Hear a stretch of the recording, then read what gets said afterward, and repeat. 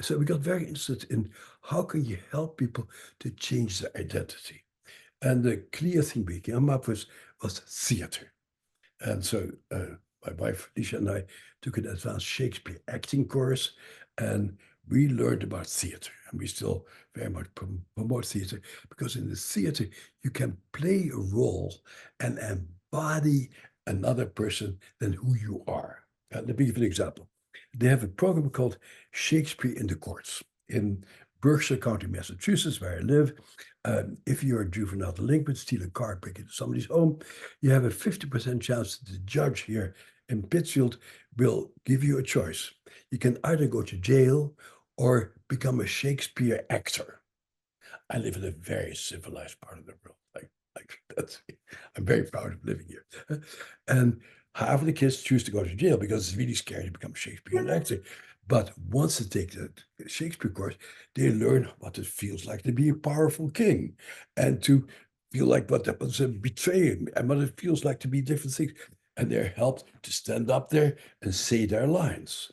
So, for example, at one point, there's a 16-year-old girl who has robbed houses or something like that, and she get condemned to become the Shakespeare. And at one point, the theater director says to her, "No, they're playing Hamlet," and she says, "You're Ophelia now, and you're going to tell Hamlet how much you love him, and he's going to reject you and say, 'Get thee to a nunnery.'" And so, and after that, you go to kill yourself because you're heartbroken because he doesn't love you. And then he comes by and he picks you up and carries you off screen. You get it? She says, "I get it. And this is not going to happen. I'm an incest survivor and no guy is going to touch me." And the theater director says, "Actually, you're Ophelia and you're dead." And she said, "Okay, if I'm Ophelia, I'm dead. He can carry me off the stage." So it's all a question of how you perceive yourself and how you identify yourself. So as part of this whole program, we met a young actress called Louisa Franconi, who has a baby. And 8 months after she has this baby, she sends us this tape around. Hi. Hi. Hi. Hi. Hi. I want to. Hello.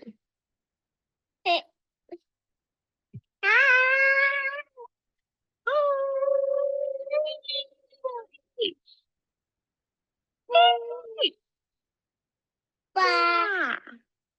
Ba. Ba.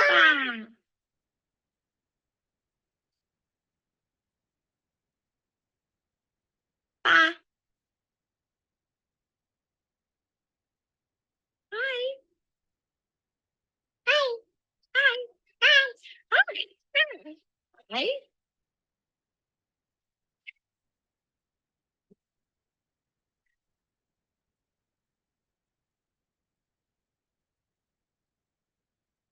And I can't see you guys, but whenever I show this, I showed it somewhere else yesterday, uh, people start smiling. I've shown it in Cape Town, I've shown it in Beijing, and all around the world, people always feel very enlivened by this little movie. Why is that? That's because this is fundamentally who we are as human beings. This is the goal of life, is to be in sync together, to be attuned to each other, to have fun with other people, to we are, I like to say, we like monkeys, big forebrain. We just love to mess around with each other. We are tribal people. And so we're meant to be in tune, meant to be in rhythm, and that's our source of pleasure. And like the volleyball game that you have with your family on the 4th of July, it doesn't matter how good you are at volleyball. The question is, you're doing it together. You kick that ball, you have a lot of fun. It's because you're in sync with each other.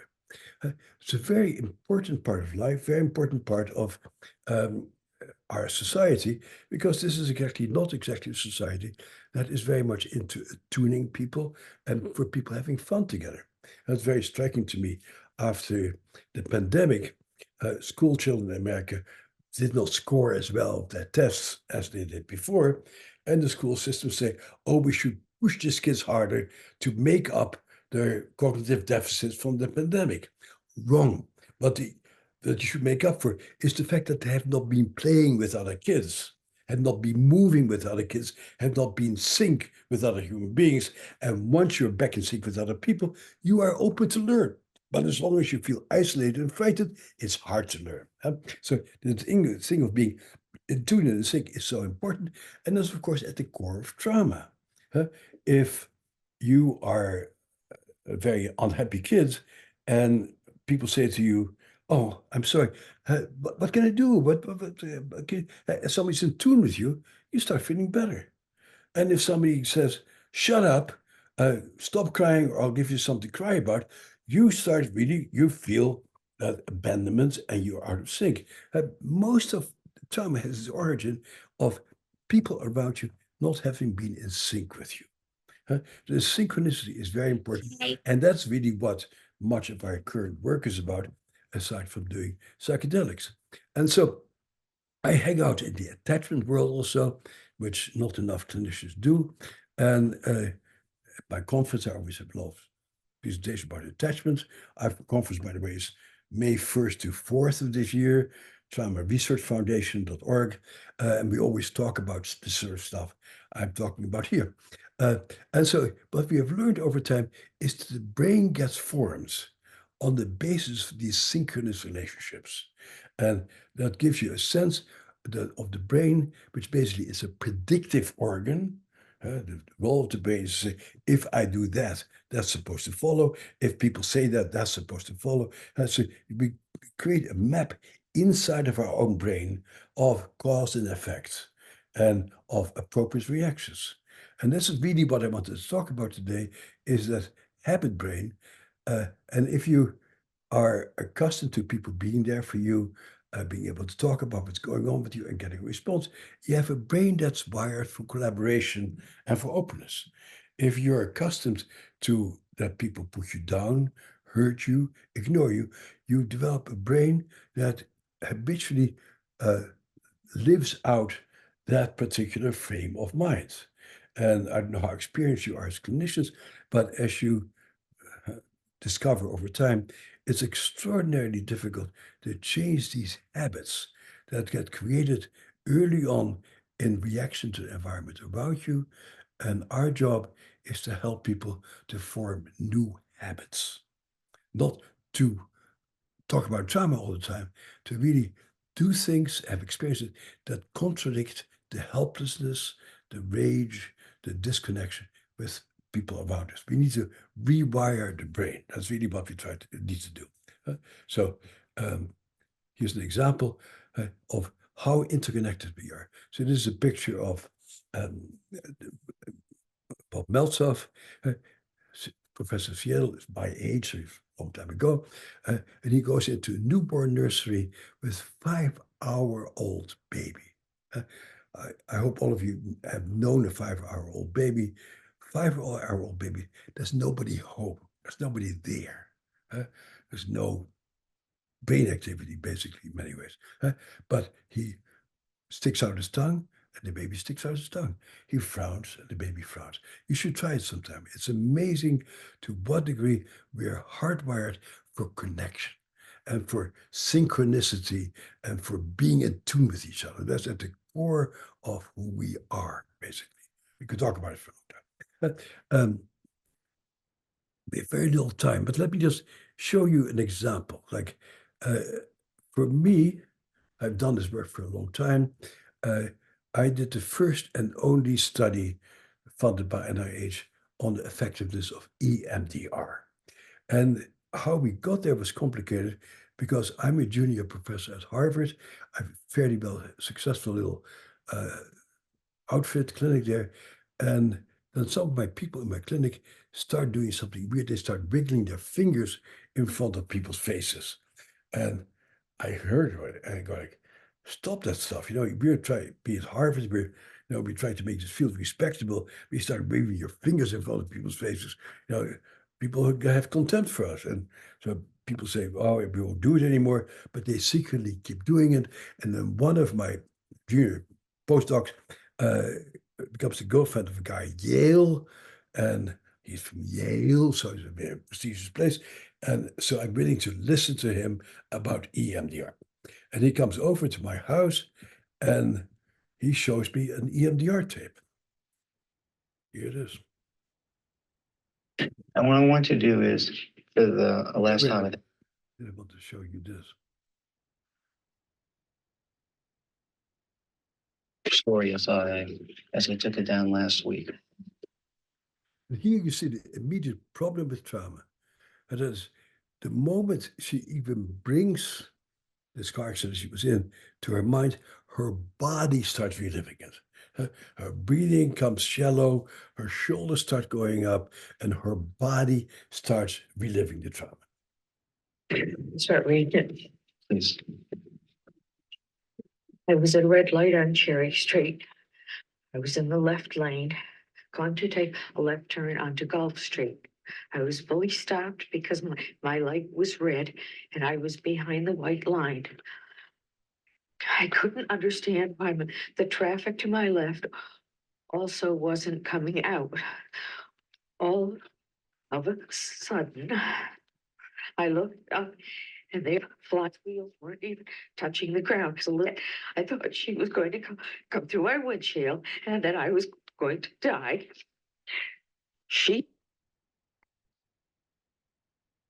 And what's very clear is that her telling the story is extremely upsetting for her. And, this is about 15 years after I started studying trauma.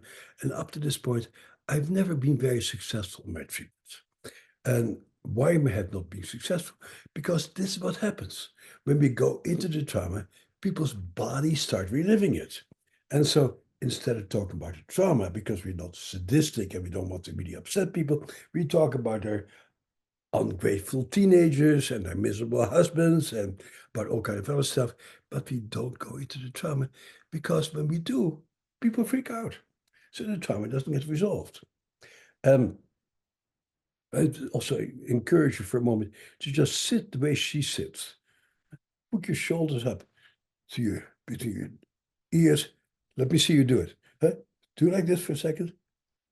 Please do it. I won't go on second. So do it like sit like this, and now say, "I'm so happy I came to this podcast." Huh? But when you sit like this, you feel terrified in your body, and the way that you hold your body determines how you perceive the world.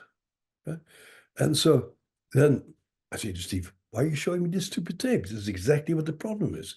He says, "That's why I'm showing you the tape, because I'm going to show you what she sounded like after 2 sessions of EMDR."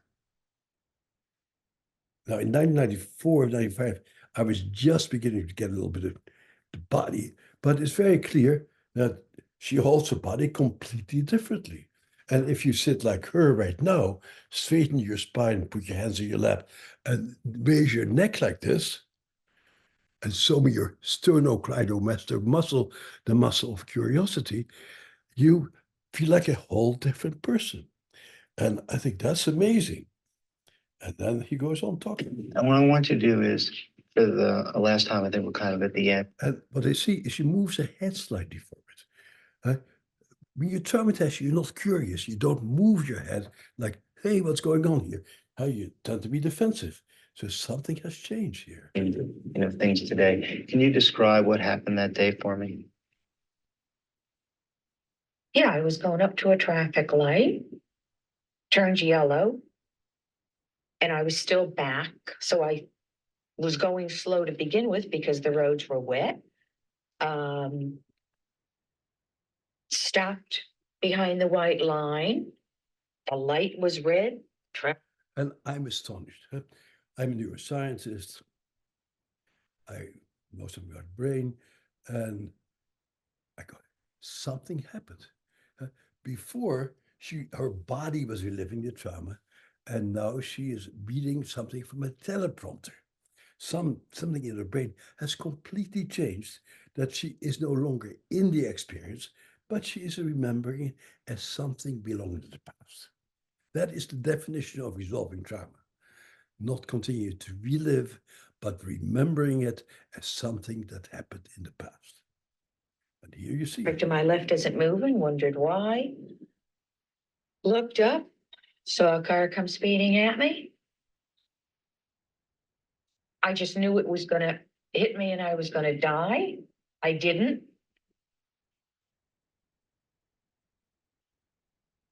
It's fading.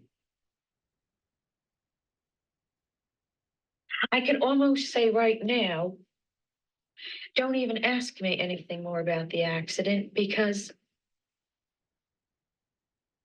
I'm not interested in discussing it. Not that I want to hide it, but I'm not. It's over. Wow. Huh? If you have ever heard me speak, I show these tapes all the time because that's what it's all about. Huh? It's the first time I see somebody say it's over.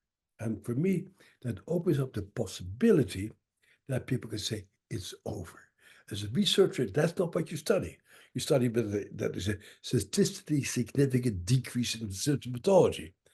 But I've come to actually also now look, is it over or not? Huh? And so that's one thing I learned. And the other thing is that EMDR is about as crazy as it gets. Wiggling your fingers in front of people's eyes doesn't make any sense. Huh? Us Western people know what the right thing is to do. People, our culture says what's right. Huh? What is right is to take pills. That I call it our post-alcoholic culture, comes from a long age-old tradition. If you feel bad, you take a swig and you take a chemical to make your chemical away, and nobody will ever say, "Boy, that's really crazy that you're giving people drugs," because that's part of our culture. And the other thing that people do, they talk. The Western people can talk. And then at some point, I go to China early on, just post Mao, and still a very poor, miserable country at that point. And I sit in my hotel room and I look down and I see 10,000 Chinese sitting in the park going and making Qigong movements. And I go, what the hell are these people doing? And I join people in the park. I say, oh, they do that in order to feel calmer and safer. Huh? And in China, I was there not too long ago again, people doing Qigong in the park and Tai Chi in the park and making music in the park. But in China, people do not talk because you're not allowed to know. You don't know a lot about Mao and the Cultural Revolution, Tiananmen Square. So in China, it's perfectly all right to work with the body, but not to talk. In our culture, it's perfectly normal to talk, but not to work with the body. It's a cultural difference. Uh, so I did a study. It's going to go into it, showing how effective EMDR is. We actually do brain study to see how EMDR works. Very complicated. It would take you a long time to understand what we found here. And so what we come up with is, I need to watch the time, is how effective EMDR is. And also we get to see some inkling about the brain. And so the one thing you have learned is interesting, for example, when you talk about body therapies, there are a lot of great books about body therapies written in the 70s and 80s that are as good today as they were back then. I don't think we are learning a hell of a lot about body therapy because it's been around for a long time, and whatever people say is pretty much similar what people have said before. What's new in our field is we can take pictures of the brain. And not that the pictures of the brain are the be-all and end-all, but it does help us to understand more about what happens to people. And so here's our brain, and here's the front of our brain, and I'm talking to you with my frontal lobe. I'm talking, explaining, understanding, all that stuff. The frontal lobe is a marvelous part of our brain, and that's what most people use in their therapy. The problem is that's not where the trauma sits. You don't get traumatized because you're stupid or because you don't understand things. You get traumatized because the deeper regions of your brain, the master calls it the housekeeping of your brain, runs the show. And so your body automatically reacts. And your consciousness says, that's really stupid to feel so scared. It's really stupid to get so angry. And so you feel ashamed about yourself. But it comes from deep inside of your brain. And the question is, how do you get there? How do you get deep into a brain that has changed to perceive the world as being dangerous and upsetting? Huh? And so, very roughly speaking, you can sort of subdivide the brain into three areas. you come into the world with a brainstem. There's almost nothing here, but a lot over here. And that allows you to do what little babies can do. And what can babies do? They can sleep, they can be awake, they can cry, they can suck, they can breathe, they can poop, they can pee. And that's about it. Huh? So we don't pay a lot of attention to that. And very early on, it became clear to me that's exactly where so much of the trouble is when you get traumatized. Hardly anybody I've ever known who is traumatized has normal sleep patterns, has normal appetite patterns, have normal relationship to their bodies, has normal breathing patterns. It sits way down there, and there was nothing in my otherwise quite excellent education that taught me how to deal with that part of the brain. Talking doesn't work, get there. Drugs don't really get there very well. And so that's how I got to study yoga, to see if yoga changes that part of the brain. And what we showed is that indeed yoga changes that part of the brain. And then the second part of the brain. So as I said before, the brain is a predictive organ on the basis of your early experience. Bruce Perry says beautifully, the brain is a use-dependent organ. What you're accustomed to dealing with forms your map of the world and the map of yourself. The map of yourself sits over here. So if you're a little kid, like the kids I hang around during the weekends, some very small children, everybody adored these little children. Everybody's really nice to these children. And these children get a sense of everybody loves me and everybody gets safe and everybody's wonderful. And that becomes their map of the world. And if their map of the world is based on having been molested or having been hurt, that becomes the map of the world to say, I'm a defective person who will always get bad things happening, and it's probably my fault. And that becomes a very central part of your identity. So the very big challenge for us as therapists, how you change that identity. How do you change that sense you have about yourself? And reason and logic doesn't get you there. I have a very poignant example in my book of I've been a group for incest survivors for 18 years, and people were always blaming themselves and saying how horrible they were. And I kept saying to this woman, hey, it wasn't your fault. You loved your daddy, and he took advantage of you. And she says to me at some point, Bessel, whenever you make these positive comments, I feel so discouraged. Because you make these positive comments to make yourself feel less helpless about how bad I feel.